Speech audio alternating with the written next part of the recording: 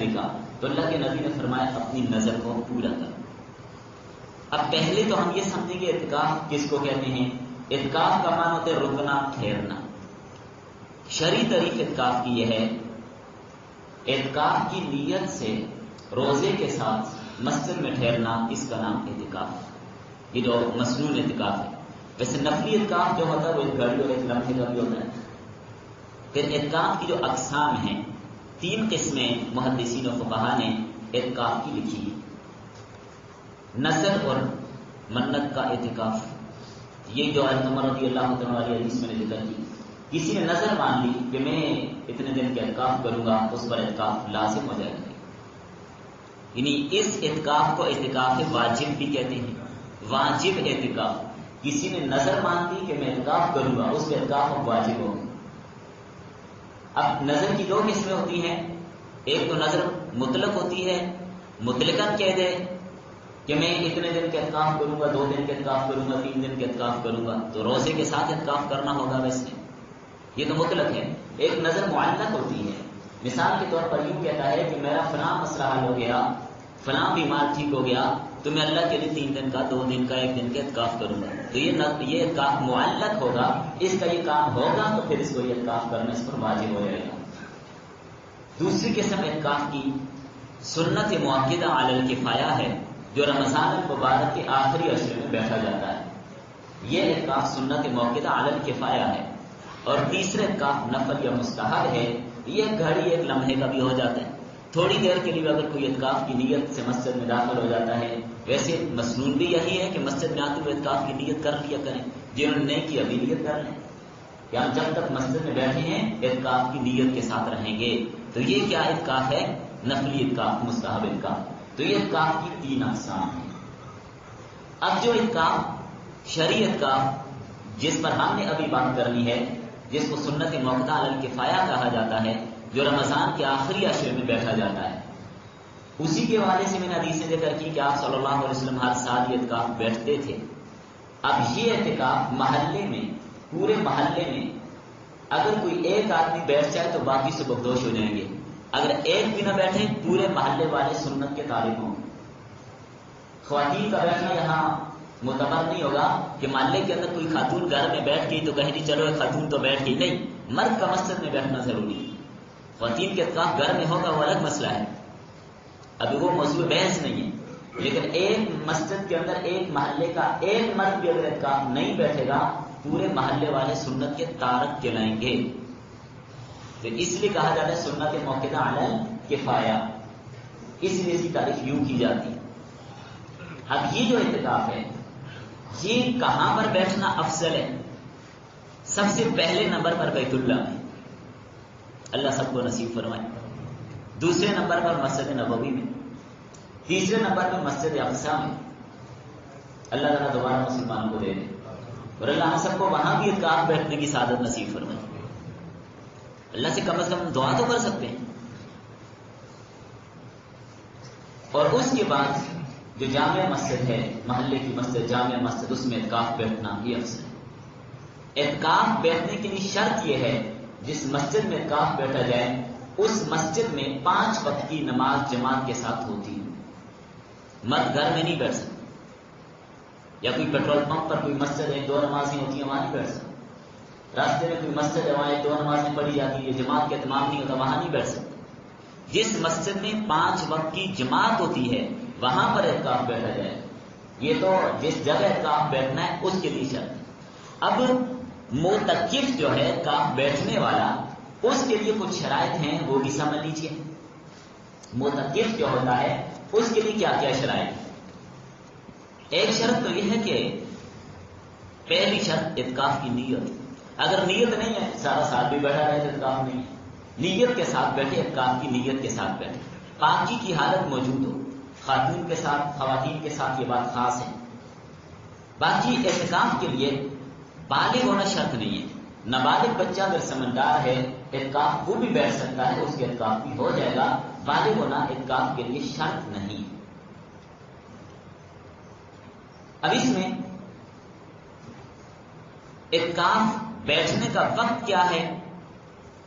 20 رمضان المبارک کو سورج غروب ہونے سے پہلے پہلے مسجد میں آ جانا. بہتر یہ کہ عصر کی نماز مسجد میں پڑھ کر یہیں رہے.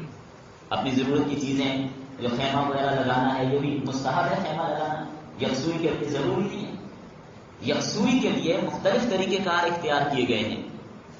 تو یکسوئی کی خاطر اگر کوئی آدمی الگ اپنے لیے خیمہ لگاتا ہے تو بہتر ہے, اچھی بات ہے. خیمہ لگا لیں, چادریں لگا لیں, اس کا اہتمام کریں. جو ساتھی اعتکاف بیٹھنے والے ہوں پہلے ایک تو آگاہ کریں. دوسری بات یہ ہے کہ جو ساتھی اعتکاف بیٹھنے والے ہوں اس میں اس چیز کا اہتمام کریں کہ گھر سے صاف ستھرے دھلے ہوئے پاک کپڑے لائیں.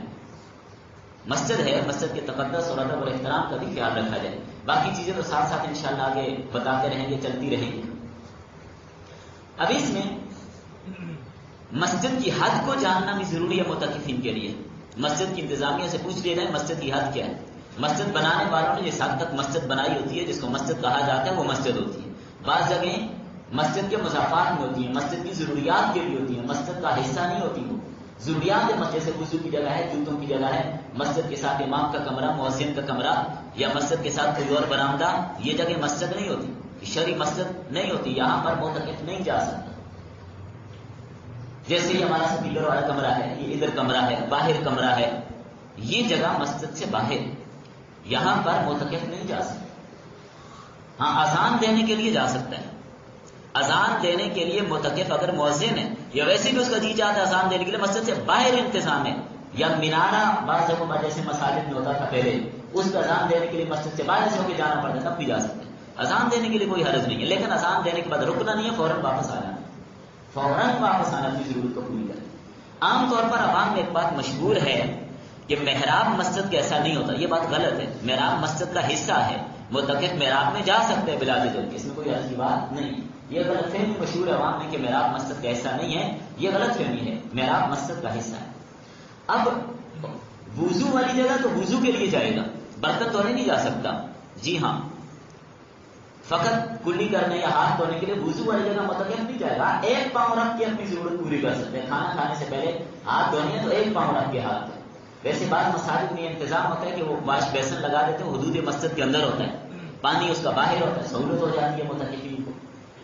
لیکن وضو والی جگہ کہ وضو کے اس چوکیوں پر تھڑے پر دونوں پاؤں سے جا کر کھڑا ہو جائے, فقط ہی منہ صاف کرنے کے لیے, برش کرنے کے لیے, مسواک کرنے کے لیے نہیں جا سکتا. اس میں اہتمام نہیں رہے گا. باقی وضو کرنے کے لیے جائے گا. جب وضو کرنے جائے صاف ہاتھ کی دھولے گا, ایک پاؤں وہاں رکھیے, ایک مسجد میں. اور یہ بات بھی یاد رکھیں, اعتکاف کے معاملے میں بھول کا مسئلہ بھی نہیں. ایک آدمی کے لیے بھول کے باہر چلا گیا تھا, تب بھی ٹوٹ گیا, تب بھی ٹوٹ گیا. یہ بڑا کچا ہے. اس لیے ان چیزوں کا خیال معتکفین کو رکھنا چاہیے. معتکف کو جو حاجات پیش آتی ہیں وہ 3 قسم کی ہوتی ہیں. ایک حاجات شرعیہ, ایک حاجات طبعیہ, ایک حاجات ضروریہ. حاجات شرعیہ کیا ہے؟ شرعی حاجت کے لیے معتکف مسجد سے باہر جا سکتے ہیں. مثال کے طور پر جس مسجد میں, محلے کی مسجد میں معتکف بیٹھا ہوا ہے اعتکاف پہ, وہاں پر جمعے کی نماز نہیں ہوتی. جمعہ پڑھنے جامع مسجد جا سکتے. جمعہ پڑھنے کے لیے معتکف دوسری مسجد میں, اپنی مسجد میں ہوتا پھر نہیں جانا, لیکن جہاں وہ اعتکاف بیٹھے ہو وہاں جمعہ نہیں ہوتا تو دوسری مسجد جمعے کے لیے جا سکتے ہیں. جمعہ پڑھنے کے بعد وہاں سے تھوڑی دیر وہاں مسجد کے اندر بیٹھ بھی سکتے ہیں, وہ مسجد ہے, کوئی عرض کی بات نہیں ہے, لیکن فوراً آنا بہتر ہے. بلکہ بہتر یہ ہے کہ سنتیں بھی اپنی مسجد میں پڑھ کے جائیں, وہاں جا کے فرض ادا کر واپس اپنی سنتیں آ کے یہاں پڑھ لیں. لیکن اگر سنتیں وہاں بھی پڑھ لیں تو اس میں حرج کوئی نہیں ہے, لیکن راستے میں آتے جاتے ہوئے رکنا نہیں. راستے میں اس چال اور اس انداز سے چلے کہ رکنا پڑے گی. کسی نے سلام کیا, اعلیٰ بات پوچھا تو چلتے چلتے اس کو بتا دے, زیادہ دیر ٹھہرے نا. تو یہ تو ہوئی حاجات شرعیہ. اسی میں اذان ہے, معتکف مؤذن ہے, اس نے اذان دینے کے لیے مسجد کی چھت پہ باہر سے ہو کے جانا ہے, یا اسپیکر وغیرہ کے اہتمام مسجد کے کمرے میں وہ جا سکتا ہے. یہ حاجات شرعیہ سے کام ٹوٹے گا بھی نہیں. دوسری ہے حاجات طبعیہ, جو انسان کے ساتھ لازم ہے, اس کے بغیر چارہ ہی نہیں ہے. کھانا مسجد میں لا کر دینے والا کوئی نہیں ہے. معتکف گھر کھانے کے لیے جا سکتے ہیں. بہتر ہے کہ اپنا کھانا گھر جا کے لے آئے, وہاں بیٹھ کے نہ کھائے. لیکن اگر بیٹھ کے بھی کھائے تو اجازت ہوگی, یا ہوٹل پر جا کر کھاتے ہیں اجازت ہو. مثلا کسی ایسی جگہ بیٹھا ہوا جہاں پر گھر نہیں, ہوٹل پر جا کے کھا سکتے ہیں. بہتر ہے کہ ہوٹل سے خرید کے مسجد میں لائے اور وہیں پہ کھائے, یا اہتمام کر لیں, انتظام کر لیں, کوئی اور بندہ رکھ لیں. اگر نہیں ہے تو یہ صورت وہ کر سکتے ہیں, کیونکہ کھانا ضرورت ہے, اس کے بغیر تو جی نہیں سکتا. اسی طرح پیشاب پخانے کے لیے جا سکتے ہیں, واش روم جا سکتے ہیں. غسل واجب ہو جائے تو اس کے لیے جا سکتے ہیں. ہاں, گرمی سے ٹھنڈک حاصل کرنے کے لیے یا جمعے کے مصنون غسل کے لیے اسپیشل نہیں جا سکتا. اس بات کو بھی ذہن میں رکھیے. اور تیسری ہے حاجات ضروریہ. بعض بات ایسی کیفیت ہو جاتی ہے کہ انسان کو کوئی چارہ ہی نہیں ہوتا نکلے بغیر. مثلا مسجد کچی ہے، بارش ایسی زیادہ ہوئی، مسجد گرنے والی ہے، اب نکلنا پڑے گا جان بچانی. حاکم وقت نے کسی وجہ سے اس کو نکال دیا زبردستی، مجبوراً نکلنا پڑے گا. یا کوئی ایسی صورت پیش آ گئی، مثال کے طور پر کوئی گواہی ہے اور وہ سارا معاملہ اس پہ موقوف ہے، اب گواہی دینے عدالت جا سکتے ہیں. لیکن یہ جو تیسری صورت ہے حاجات ضروریہ والی، یاد رکھیے گا اعتکاف ٹوٹ جائے گا. اس سے گناہ نہیں ہوگا، اس کو اعتکاف توڑ سکتا ہے ان چیزوں کے لیے، چونکہ ضرورت ہے. ہو سکتا ہے یا باہر سڑک پر اس نے دیکھا کوئی بچہ ہے کسی گڑھے میں گرنے لگا، اب اس کو بچانے کے لیے جا سکتے، اب اس کو کوئی گناہ نہیں ہوگا، لیکن اعتکاف ٹوٹ جائے گا اس کا. باقی مفاسد اعتکاف کیا ہیں وہ خلاصے کے اندر تو بات تقریباً آئی گئی ہے کہ ان ضروریات کے علاوہ اگر جائے گا تو ان سے بھی اعتکاف ٹوٹ جائے گی.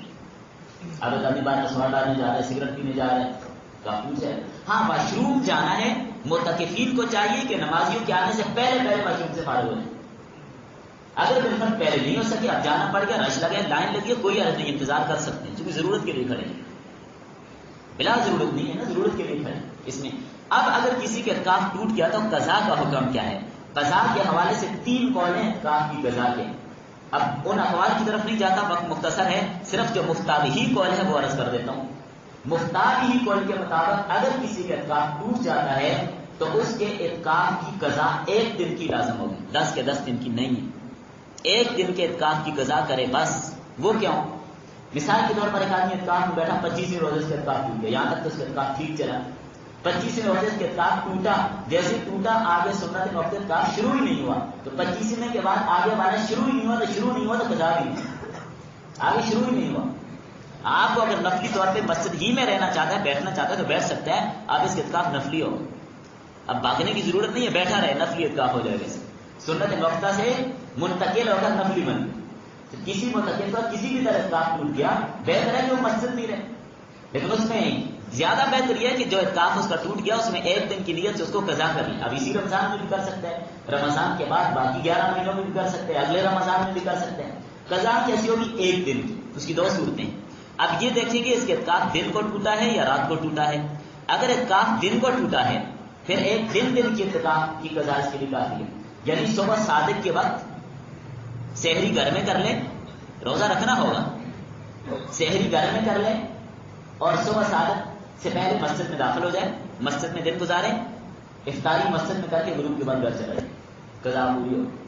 اگر رات کو اعتکاف ٹوٹا ہے پھر غروب آفتاب سے پہلے مسجد آنا ہوگا، رات بھی مسجد میں گزارنی ہوگی اور اگلا دن بھی مسجد میں گزار کے غروب آفتاب کے بعد جا سکتے. یہ ہے اس کی قضا کا طریقہ.